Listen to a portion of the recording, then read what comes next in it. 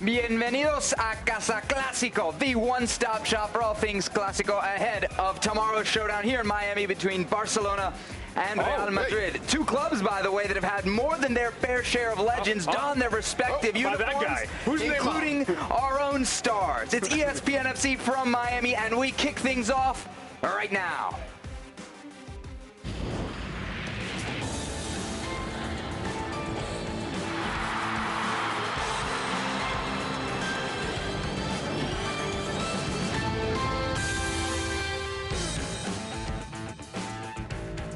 When the Clásico comes to Miami, it's not just 90 minutes. It's a whole week of events, a Legends game going on mere feet from our beautiful set here in Bayfront as we get set for an awesome edition of ESPN FC, star-studded, if I may say so, myself. Gab Marcotti, Shaka Hislop, Alejandro Moreno, Sebastian Salazar. Lots to get to in this show, but guys, there really is no other story this week than Neymar's potential move from Barcelona to PSG, and it took, I think it's fair to say, an ugly turn yesterday, or at least an ugly development. While Barcelona is training, Neymar involved in a training ground dust-up with Nelson Semedo. And the question begs, is this just a thing that happens in training, or should we be reading more into this? I'll go to the players first here. Ale? I think it's just something that happens in training. It's hot, it's preseason. Players don't particularly want to be doing preseason, going through that sort of training. Semedo is probably trying to make an impression because he's a new player coming into Barcelona. Neymar doesn't appreciate it. And yes, he's got a lot of things going on in his mind, things and decisions that he has to make. And then, of course, maybe he gets frustrated and goes in and there's a fight. But a fight in training is really not breaking news. Shaka, he storms off the field. Whether it has anything to do with a potential transfer or not, it doesn't look good, does it? No, it doesn't. The optics aren't great. And to Ali's point, this is an issue only because of the story, of the story that continues to bubble in the press. Otherwise, players having a little bit of a dust-up on the training ground is nothing new. It's happened yesterday. It'll happen today. It will happen for a long time to come. That's doesn't concern players, doesn't concern me in the slightest. All right, well, that was just one turn in this saga. Another turn, maybe 4 or 5 days ago, is when Gerard Piqué comes out on Instagram, takes a picture of him and Neymar and says he's going to stay. For a little bit more context on that, let's listen in to an interview with Hannah Storm and Piqué. So everything that you do gets a lot of attention, and especially a tweet that you sent out recently about your teammate Neymar, and of course this big story about a potential transfer to PSG. What led to that tweet? I don't know. Sometimes Neymar and I, we are really close, and I want him to stay. And I know the situation. I know that right now he doesn't know what to do, and we are trying to help him, the ones that we are more close to him, to take the right decision. But we will see. The tweet was about, I don't know, push him to stay. I want him to stay. And we will see what happens. What's the best piece of advice with all your years of experience, and really you exemplify everything that Barcelona is about? What have you said to him? I don't know. It depends on what he wants. I mean, he can be in all the clubs in the world. I mean, he can choose. He can be at Paris or Barcelona or Chelsea, City. All the clubs will want him. It's about your priorities. What do you want? You want more money? You want to win titles? It's happening here with the NBA as well. There are some players that maybe they are not earning all the money that they deserve to win titles. So sometimes you have to take decisions in life, and it's all about priorities. All right, so guys, no surprise there. Gerard Piqué, like everybody else at Barcelona, all fans of Barcelona want Neymar to stay. Gab, I know you've been asked this every single day for the last 2 weeks, but today, where are we on this thing? I think every day that passes and he doesn't speak, you have to ask yourself, all right, he's not just happy just staying with the status quo. He either wants to leave to go to Paris Saint-Germain for a different stage, more money, whatever else, or he wants something from Barcelona. A year ago, obviously, we were in the same situation with PSG, and he ended up getting a new contract. The thing is, can he go back and ask for a new contract now? Is that what he wants? Is that going to be enough to satisfy him? It's only been a year. and not a great season for Barcelona either. So you put these things together, and you tend to discount that Barcelona can give him something that's going to make him want to stay. And so I think you definitely lean at this stage towards him leaving. To get back to the Piqué interview, I read another report out of Spain last week that said the locker room was going to be the thing that convinced Neymar to stay. You've been in a locker room. Is that realistic when we're talking about these massive sums of money, this massive opportunity? If you just evaluate this for Neymar emotionally, and he's not making a decision based on the money, based on the spotlight, if he's making a decision on what fits him as a player, then the locker room can have a part in that decision, or at least present a counter argument to what seems to be the argument of the family and the surrounding area and the circle of trust of Neymar, who seem to be saying, hey, it's your time to shine somewhere else. It's time for you to go somewhere else. You can get this money. You can do these big things. You can be the guy. And I know that that can be a powerful source of information.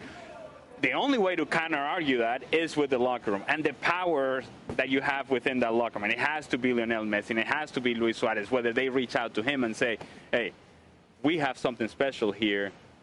Don't pay attention to the noise. Pay attention to what we can accomplish. I don't know if that's a good enough of an argument. But that's the thing. There's quiet from Neymar. We've heard next to nothing from both Lionel Messi and Luis Suarez as well. And as far as influence in that dressing room, I don't think it extends any further, despite which Piqué would have us believe, and despite his comments of a couple of weeks ago, which he had to walk back rather quickly. This comes down to the three of them in terms of who has the influence, or two who has the influence to make Neymar stay, and Neymar's decision ultimately will be his own.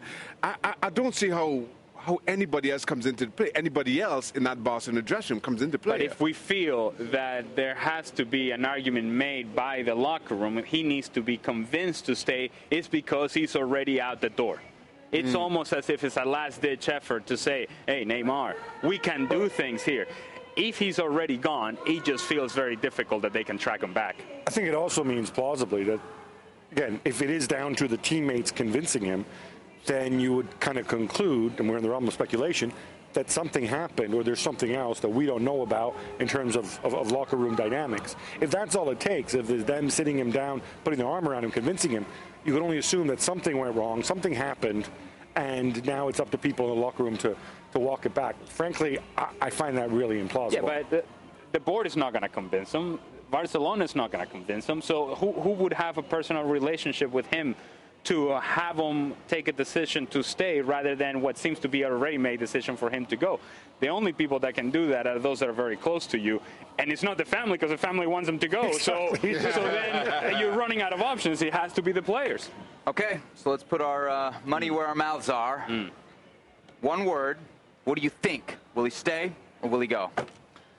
I think he should stay, but he's going to go. Okay. That's a lot of words. Well, you know, I cannot count to one. Ale go, Shaka go. This stage, all evidence points to go. That's a lot of words, too. How come you didn't say that to him? Go, go, go. It's unanimous here on this set. Speaking of, guys, you were going earlier in the day, right? Oh. Look at this. Look at the focus. I'm telling you. Look at the focus. I look good in that shirt. Look at the focus. Touching Gareth Bale's hair. He's ready.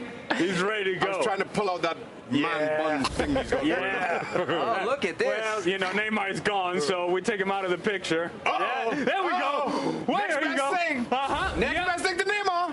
Now we're talking about a real big thing. Okay, we saw the Legends game at the beginning of the segment. Coming up, one of those legends, Patrick Kluivert, joins us on the set here on ESPN FC. Trust me, you do not want to miss it. From Casa Clásico here in Miami, our coverage of Real Madrid and Barcelona continues in just a moment.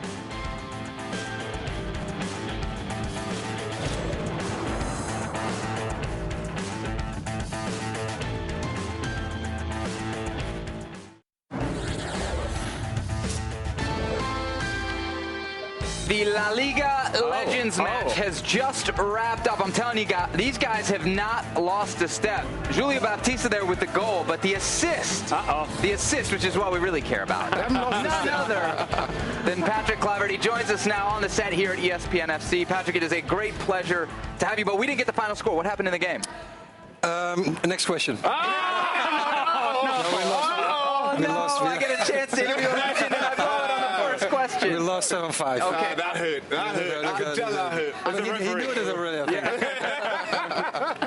I am getting a report here that Carles Puyol was taking the game very seriously. Can you confirm that? He takes every game very seriously. Like when he was playing professional in Barcelona, he's just an animal. He's a great professional, and this kind of matches, he's spot on. He's going on. All right. Well, does anybody come around and say, "Hey, Carles, this doesn't count for anything"? Of course, but he doesn't care. We're old now. We're old. We're slow.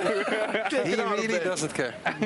So look, we're here for Barcelona, Real Madrid. You know a thing or two about great derbies, right? In Holland, with Milan. What sets this one apart? Well, it's I played a lot of big games, AC Milan, would you say, against Inter, Ajax, Feyenoord, but I think Barcelona, Real Madrid, or Real Madrid, Barcelona is a special one. This is football on the highest level, playing with world's best players, or within the team or against. And it just it hypes, the media hypes the game so well. And also the players, they itching each other, for the game. And when the game starts, it's just like a war, but a friendly war. And it's amazing to participate in a game like this. I think it's one of the best big games that I played in my career. Now, Patrick, you have achieved so many things in the game, right? And so, big Barcelona player. And then the inner workings of PSG. It's impossible to have you here and not ask you about what Neymar should do. And what he should do is follow his heart. I mean, he's playing in a big team with great players around him. I really like him to play in Barcelona still. But maybe he's got something else on his mind. I don't know. But I think that Barcelona will do everything to keep him in Barcelona. I don't know. I really don't know. There's speculations of, that Paris Saint-Germain is already very far in negotiation with the contract. But, we will see. If the decision was yours, what would you do? Let me make it personal now. What would you do? It's not easy, huh? No, but I probably would stay still. Stay still. The temptation to be the big fish that delivers on PSG's promise. Yeah. That wouldn't be enough to lure you away from a club like Barcelona with their history. That's the right thing that you say. The history of Barcelona. He forms a part from the nowadays Barcelona, and I really can't imagine Barcelona without Neymar. Now, it will be difficult for Barcelona. Let me shift here for a second. Now that you sit on the stands and you watch your son jump out on the field, what does that feel like? Proud. Yeah. I'm really a proud dad. Justin made his debut last year when he just turned 18. And it's just amazing because he's following really my footsteps, because he was 8 years old when he joined Ajax until the first team. And then when he makes his debut in the first team, it really gives goosebumps, proud. I really had to wipe away a tear, because it's really similar what I made, what I've been through. And he's a professional. He's still young, but he lives for the game, and I'm really proud of him. We had him on. He said he's better than his dad. Well, not yet. He can be, but not yet. Hey, but by the way, does that mean when you see him out there, it's like, okay, I'm really proud of this guy, has achieved this, I'm his father. Does that mean you're getting old as well? Age is nothing but a number. I'm feeling still young. There you go. Well, we saw some of the clips from the game next door. Yeah. Be careful. I'm not old. I'm 41, so what's old, Is it tough juggling those roles? I mean, he probably comes to you for advice, but you're also, at the end of the day, dad. That's the most important job, right? Sure. I'm giving him advice in some things that he's coming in front of, and also not directly in front, but I can see already what it's coming through him, and I'm trying to help him to take the right path. But at the end, it's his decision. We got to talk about Holland. We got to talk about that Dutch team. Bring producers in our ear. There are a bit of problems. Now you're sweating. Bring it on. What's happening? What's going on? Well, they had a difficult qualification now, but still, it's in their own hands, you know. And I think that they're very happy that France drew against Sweden. And they have to play France as well away. France is a great team. Everybody knows that, but I think the Dutch team is aware of what they have to achieve. And I think they can do it. If you see the team with all the individual players, what they have, they have so much quality, but they have to be there as a team and not as individual players. And that was what's been leaking in the last qualification. I think they need you to make a comeback, Patrick, is what it is. Age is just a number. Age is just a number. At some time, you need to take a distance. Let me tweet some It's a big number. It's a big number as well. I knew it was going to be an honor, but it has been a pleasure as well. Patrick, thank you so much for stopping by our set. Thank we you really very do much. appreciate it. I hope you enjoy your time down here in it. Miami. Everybody is enjoying their time down here in Miami. Plenty more to come here on ESPN FC as we dip around 3:05. And look, when you're in Miami, you got to have a cigar. What? Right? You gotta have a cigar. You do? That's right. Where is that written? Really? I like to imagine Shaka with a glass of Cavassier and a cigar, chilling on the beach. Is that what you do, Jack? I like where you're going with this. We get a little bit of the local flavor here in Miami. ESPN FC, back in a moment.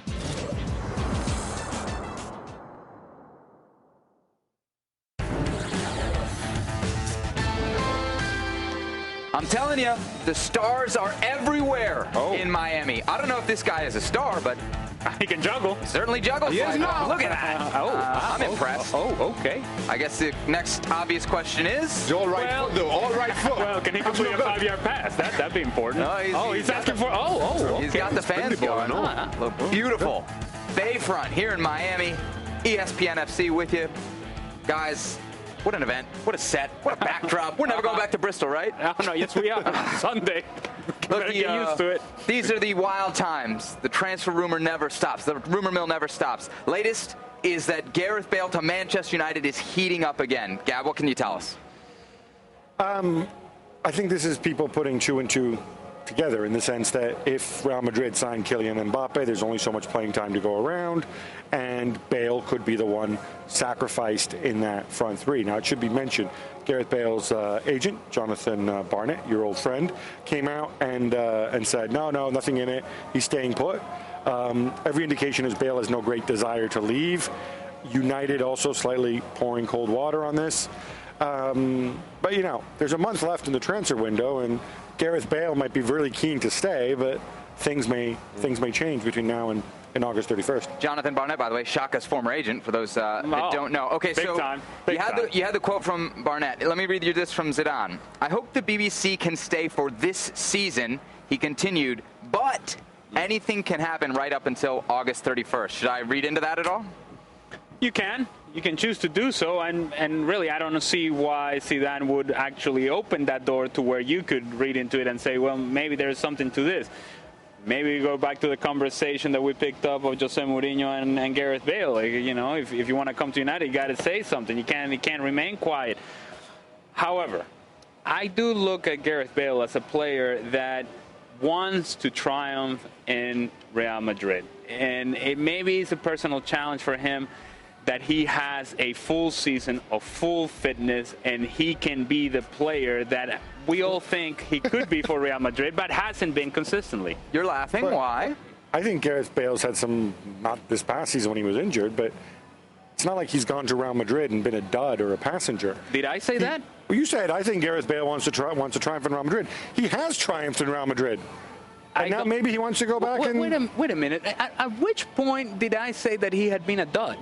I said that he hasn't been consistent. And when you missed as much of the season as he did last year, that's lack of consistency. Because if you're not available, it's difficult to evaluate your play. But he was there before, and he was crucial. That's 2 years ago. That's 2 years ago, Gab. We're talking about now. All right. Shaka, you want to chime in? Now that there's a moment of pause. Ever since Gareth Bale left Spurs to join Real Madrid, Manchester United came in for him that very summer as well, and they've not stopped knocking on Gareth Bale's door. That hasn't changed. And as much as Zidane would like to keep the BBC together, they do have genuine interest in Kylian Mbappe, and you ultimately feel that who stays. If Gareth Bale does stay, it comes down to Florentino Perez and his decision, given how much money is spent. But as a manager, you understand Zidane's position. You want to keep Gareth Bale, but you know that you answer to higher powers.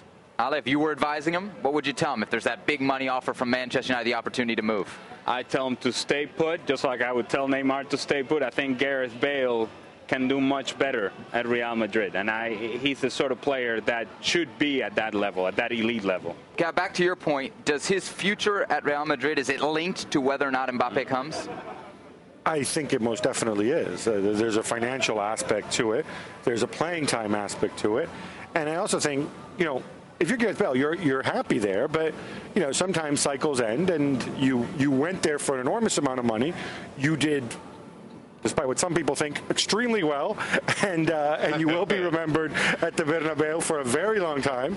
And there's nothing wrong moving on and writing the next chapter of your life if that's where circumstances take you. And from the club's perspective, there's also another thing that you only want so many people getting old together on this team. So I think that comes into it as well. Bale obviously not as old as some other players, but it is something that you can freshen it up with somebody younger. If I have Mbappe and I have Gareth Bale, I play Bale over Mbappe right now. Do you, Shaq? No, I don't. I play Mbappe over Bale right now. I play Isco over both, so hey, what are you going to do? That's why it's a good show. Nobody ever agrees. Okay, keep your eyes closed. Okay. I want to show you my first ever painting. All right. Okay. Open your eyes. Oh, that's a lot of colors and shapes. So be honest. What do you think? Well, I like how if you switch to Geico, you could save hundreds of dollars on car insurance. Oh, yeah, that's true. Yeah. Here, why don't I hold your paintbrush while you call them? Geico, because saving 15% or more on car insurance is always a great answer. Welcome into Extra Time. Gab, Shaka, Ale, Sebastian here with you. The best edition of Extra Time ever. Simply because of our backdrop. This is great, huh? Who wants to go back to Bristol? I'll do it every day from right here. Let's see if the budget will allow. And how they get the questions to us? You always say this. Oh, yeah. You can get the questions to us. Hashtag FC Extra Time. Yeah, there you go. We are always combing through Twitter to see what your best questions are, and we got some good ones today. Oh, okay. Dino wants surprised. to know. We got some good questions today. I always like the questions. You guys seem to be critical of them in certain moments. Dino wants to know, if Neymar goes to PSG, can they win the Champions League? No. No. Of course they can win the Champions League. Of course they can. Gab off the top rope. Of course they can.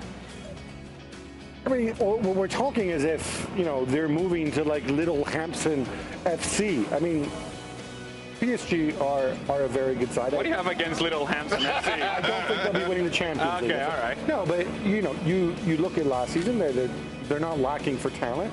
They might make other signings. I think there's a ton of things they need to figure out if Neymar comes, because they got a whole bevy of attacking midfielder types from Di Maria to Draxler. But, this is a good side with a good manager who I thought underperformed last year. Why not? Because this is a team that has a tendency to underperform. You just said it. This is a team that didn't win their own league last season. This is a team that had difficulties. This is a team that on paper should be very talented. On paper should be winning games very easily in Ligue 1, should be winning games in Champions League, and they don't. When it comes to the big stage, they were up 4-0 against Barcelona in a match in which they look incredible against Barcelona in that first leg, and then somehow they're... What are you making these faces? What are you making these faces? You spoke of last season. You spoke of last season. No, but I'm saying is the talented players are still there this season. Sometimes people learn from their mistakes. Oh, yeah? I don't understand. So is Angel Di Maria a young player? No, he's a player now that he was last Julian season. Draxler, a young player, yes. I mean, look, AC Milan in 2000, I love Ancelotti loves when I bring this up. Why are you going to bring Ancelotti into this? In 2005, AC Milan became probably the only team in history to be 3-0 up at halftime in a Champions League final, and they ended up not winning. Okay? Okay. So what's your point? If Moreno, if we've been doing the show, we weren't working together back then, you would have said, oh, look, this team can't win because, look, they threw it away. They were 3-0 up. Milan will never win anything again. 2 years later, they were back, and they beat Liverpool, and they won the Champions League. So that's cute. That's a cute story, right? It's beautiful, and it makes you feel good because you're a Milan guy. But how? Let's put that to the side. If you have money on it, are you putting it on PSG? That's not the question. Can they win the Champions League? You guys both said, no, it can't happen. Shaq, you want to go grab a beer? You're drawing a comparison to a Milan side that lost in the final. This is PSG that lost, well, the quarterfinals. It doesn't... As many similarities as there are, it doesn't add up. Short answer, Neymar makes PSG better, but not good enough to win the Champions League. Okay, let's move on to another question and another team that can kind of be accused of underperforming. Arsenal. Akash wants to know. Kind of. Well, if Real Madrid sign Mbappe, should Arsenal go after Isco? Ale, what do you think? Okay, so Isco is a tremendous talent. He's a tremendous player. I like him. Shaka, but it's the sort of Arsenal. If you think of Arsenal, that's the sort of player that they have. They need something different than that, the playmaking sort of guy that is in between the lines and is able to create and find passes and complete passes and score a few goals here and there. What do they need? Oh, how about a striker? Sure. Huh? How about a striker? Not only, like I said, but another guy. How about defenders? How about a little bit of presence in the midfield, of physicality out of the midfield? My issue with this, why is Isco going to go to Arsenal? Yeah, well, that's Isco guaranteed playing time. Isco for me, if not this season, very soon will be a key ingredient in Real Madrid. Now, if he walks away from that and goes to Arsenal, I will go to North London myself and slap Isco senseless. Please go to Arsenal, please. Isco's contract expires in June. He has all the leverage. He has not extended it. If I'm Isco, I get guarantees from Real Madrid, or one of two things happen. Either I just let my contract run down and then I can go wherever I like and make a ton of money, or tell my agent to reach out to Barcelona because there'll be a Neymar-sized hole in that front three next season. And wouldn't that be the ultimate way to get back at them for Luis Figo in 2001? I'm not advocating for violence here. No. I just wanted to make you just made a threat. Right, exactly. Correct. You know, Beautifully. I'm a lover, not a fighter. Yeah, apparently not. And all that stuff. Steve, and I wonder if this is our colleague Stevie Nickel. He wants to know, what the hell is Liverpool doing? Can I say hell on the internet? You just did. Okay. Badly. They can't just wait all year for Naby Keita, can they? Can they, Cab? They want to sign somebody at the right price. And they put a lot of money on the table. They're testing Leipzig's resolve. You know, Leipzig talk a very good game. He's not for sale. He's not for sale. Personally, as much as I love Naby Keita, I think those numbers are way too high already. And so they're waiting for something to happen. I think they're being smart. They don't want to be ripped off. And by the way, people say they haven't signed anybody. I kind of like the Robertson signing, and I think Salah is also insurance in case Coutinho moves. So do they need to do more? Yeah, sure. But I don't think that they're in such a bad way the way some people like Stevie present it. I don't know that that's actually Stevie. It was just a guy, Steve, off Twitter. But he was talking about Liverpool. I made an assumption there. Sam wants to know, do you think Pep can win the Champions League with the squad that he's assembled? Shaka? No. No. hold on a second. So that's a dismissive no. That's a dismissive no, but PSG is not a dismissive no. No, I was actually mocking him. Of course the answer is yes. Of course he can. There's so many levels to this show. You really gotta cut through it. Gab's definition of whether somebody can win, I am saying whether I think they have a chance, whether I'll put any money on them winning. No. They can win. They're in the competition. Who knows? Will they? I don't see that happening in a month or Sunday. It's Ludogorets in the competition too. Yes, they can win. They haven't been nominated yet. As Gabel had let you know, they can win. You see it differently? It's as if last year never happened. It's as if last year, you guys didn't see Monaco go and beat the stuffing out of a whole bunch of teams. Did they win it? The tournament? Did they win it? No, but okay. The conversation is whether City they're are good a enough much to win better it. team than Monaco. They're the manager who's won it before. You talked about how they're the best team in the Premier League. Hold on. Who knocked up Manchester Wait a minute. City? Didn't Monaco beat Manchester City in Champions League last year? And didn't you just say that we're acting as if last year didn't happen? What?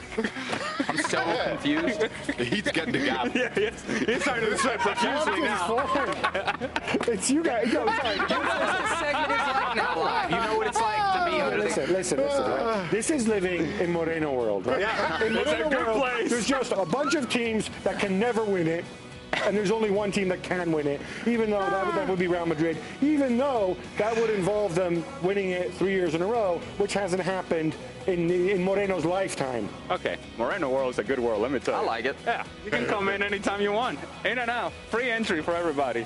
Free market economy. Everything's Nobody's great. allowed to win because Moreno just says, you can't win, and you can't win, and you can't win. Hey, Shaka's world either, by the way. No, I'm getting onto this. Hashtag FC Extra Time, because I know Ale wants me to get this in there one more time to get us your questions. Yes. So that's all the questions that we've got for now, though. That's it. The next time you will see us Sunday at midnight. Maybe by then we will have an answer on Neymar. Can I come back after Sunday as well? I like it here.